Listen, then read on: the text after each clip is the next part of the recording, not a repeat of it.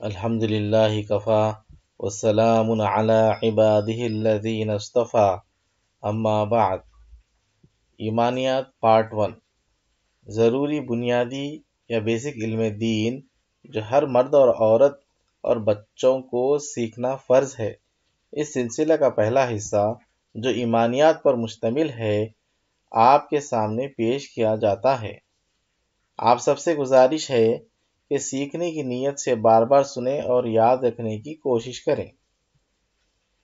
ایک لمبی اور مشہور حدیث جو بخاری اور مسلم میں ہے، جس میں حضرت عمر ابن خطاب رضی اللہ تعالیٰ عنہ روایت کرتے ہیں، جس کا مفہوم یہ ہے کہ جبرائیل علیہ السلام نے حضور نبی کریم صلی اللہ علیہ وسلم سے عرض کیا، یعنی سوال کیا، مجھے بتائیے اسلام کیا ہے؟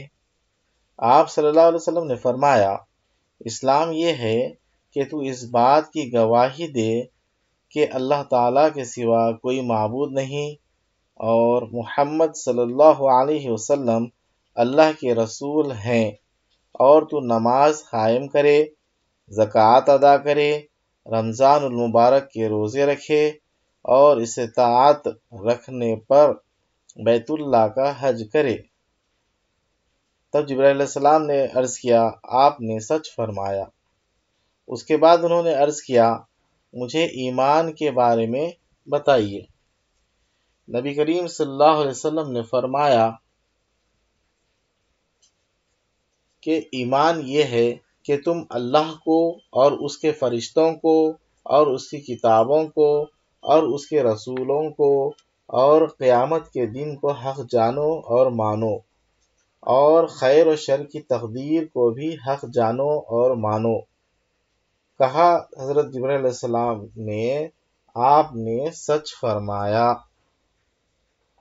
اس حدیث میں جو باتیں بتائی گئی ہیں، اب ہم ان کو ایک ایک کر کے ان کے بارے میں ہمارا کیا عقیدہ ہونا چاہیے، یعنی بلیف، اور اس کے بارے میں جانیں گے۔ سب سے پہلے ہم یہ جانیں گے کہ عقیدہ کسے کہتے ہیں، یعنی بلیف کسے کہتے ہیں۔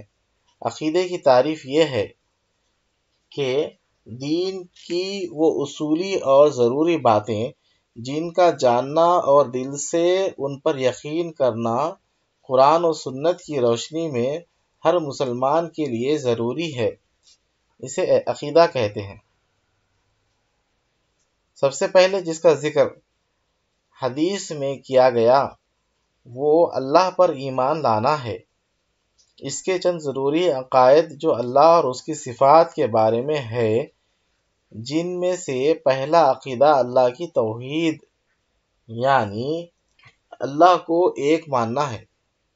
اللہ ایک ہے اور ایکتا ہے، ایکتا یعنی یونیک۔